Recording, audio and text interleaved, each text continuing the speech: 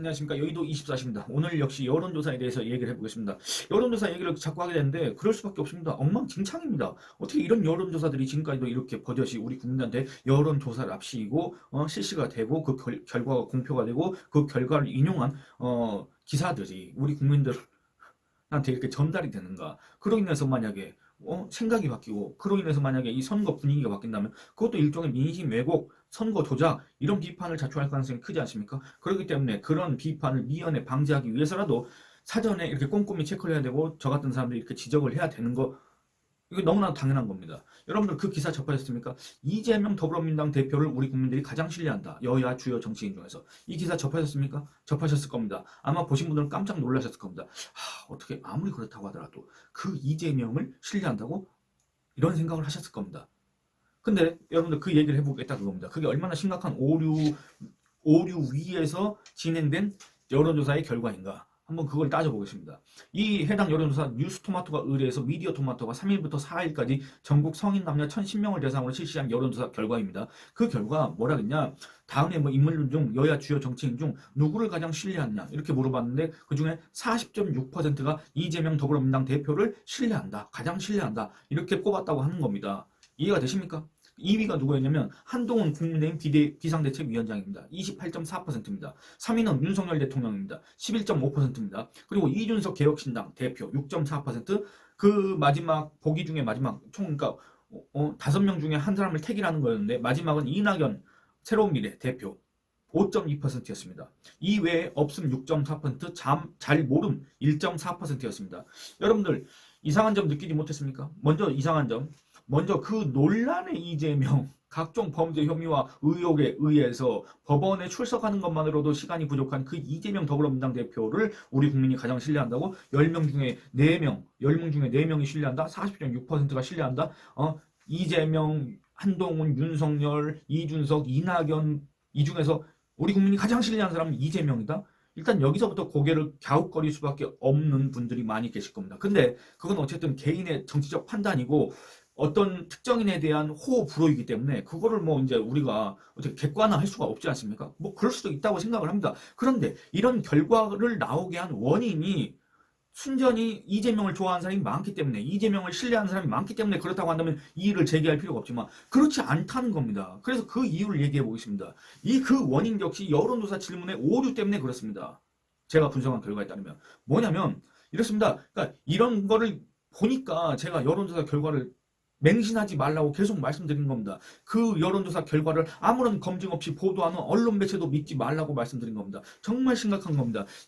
이재명 더불어민주당 대표가 신뢰도 1위를 기록한 배경에는 바로 잘못된 질문이 있었기 때문에 그렇습니다. 여러분들 한번 생각해 보시기 바랍니다. 왜 여당 출신 대통령과 여당의 대표격인 비상대책위원장을 분리해서 그 신뢰도를 물어봅니까? 이상하지 않습니까? 왜 대통령과 여당의 대표격인 비상대책위원장을 마치 각각의 다른 집단을 대표하는 정치인인 것처럼 분리해서 물어봅니까? 윤석열 대통령의 측근인 까닭에 윤석열 정부의 장관이었던 까닭에 국민의힘 비상대책위원장을 하는 사람이 바로 누굽니까? 한동훈 위원장 아닙니까? 그 한동훈 위원장을 윤석열 대통령과 분리를 한다? 그게 논리적으로 정치 상식적으로 가능한 일입니까? 그렇게 전제를 하고 물어보는 게 가능한 질문입니까?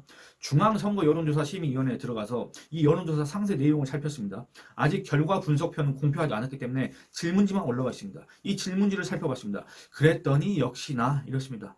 아까 제가 잠깐 언급했지만 정말 이 문제가 심각합니다. 뭐냐면 이 해당 문항 있지 않습니까? 여야 주요 정치인 신뢰도 요 묻는 거를 제가 그대로 이 질문지에 나온 걸 그대로 한번 읊어보겠습니다.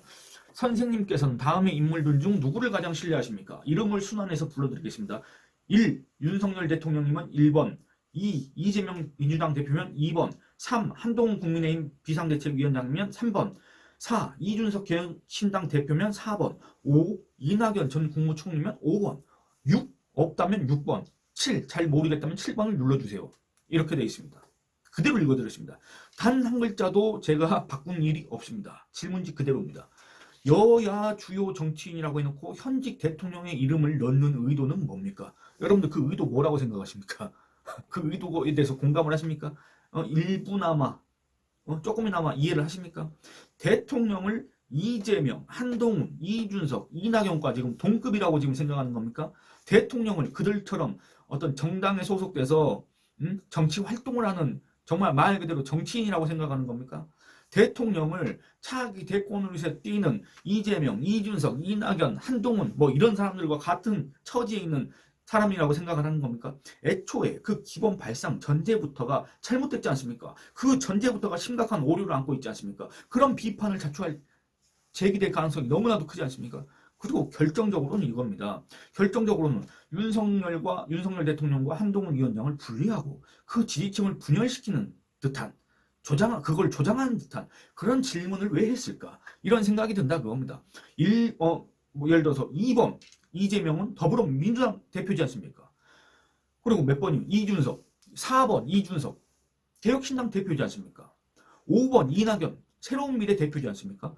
여러분들 이재명 더불어민주당 대표는 그쪽 소위 야권 세력, 민주당 세력을 대표하는 사람 딱 한 명 나와 있고 그 다음에 이낙연 지금 그렇게 정체성이 뭔가 그렇게 뚜렷하진 않지만 어쨌든 새로운 미래라는 그 정당 집단의 대표격 인물이고 이준석도 마찬가지 아닙니까?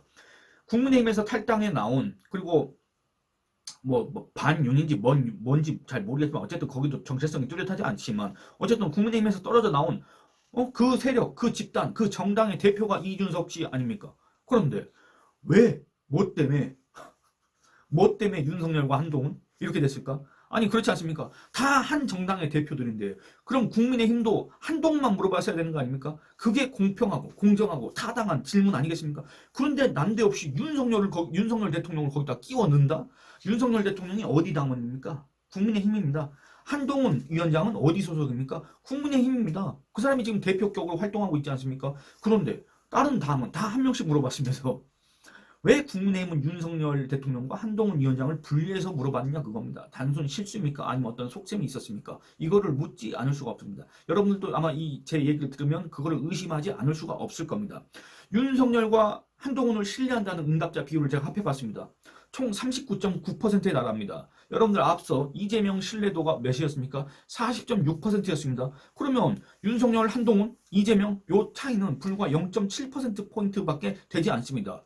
근데 이 해당 여론조사 오차범위 제가 중앙선거 여론조사 심의위원회에 들어가서 봤더니 플러스 마이너스 3.1%입니다.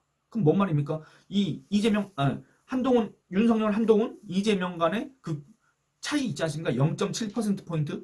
이거는 오차범위 안에 들기 때문에 결과적으로 이 차이는 아무런 의미가 없다. 이렇게 얘기할 수 있습니다. 결국 뭐냐? 어디가 우리 국민들이 누구를 더 신뢰하는지, 국민의힘 쪽을 더 신뢰하는지, 더불어민주당 쪽을 더 신뢰하는지 가늠할 수가 없다 그겁니다. 이 여론조사로는. 그런데도 이런 질문을 던져가지고 윤석열과 한동훈을 분리한 이런 응답을 유도하고 그 결과를 여론조사를 합치고 공표하고 그걸 기사로 내는 거 이거 우리 국민이 모르고 있지 않습니까? 아무도 지금 문제제기를 안 하고 있지 않습니까? 이거 어떻게 해야 됩니까? 이런 여론조사들이 계속 나오고 이런 여론조사를 인용한 기사들이 계속 보도가 되고 거기에 영향을 받는 유권자들이 자기의 생각을 달리하게 되고 내가 사람을 잘못 봤나? 이재명 예를 들어서 전 누구 편을 듣는 게 아닙니다.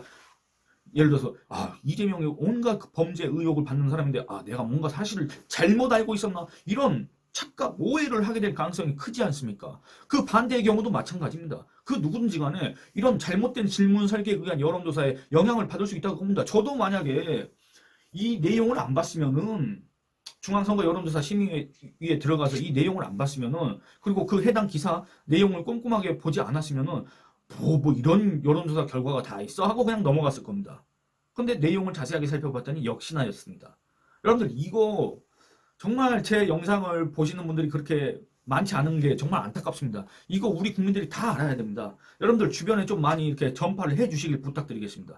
이 선거를 앞두고 이런 식의 여론조사가 횡행하고 이런 식으로 이제 일종의 여론이 형성되는 거 정말 이거 우리가 주의해야 됩니다. 여러분들 부정선거 주장하시는 분들 많이 계시지 않습니까? 여러분들 이것도 어떻게 보면 그에 못지않은 민심 왜곡을 조정할 수 있는 아주 심각한 일입니다. 저는 그렇게 생각합니다. 여러분들 의견 어떠신가? 한번 의견 남겨주시기 바랍니다. 댓글로 남겨주시기 바랍니다. 이 영상은 이만 줄이도록 하겠습니다. 감사합니다.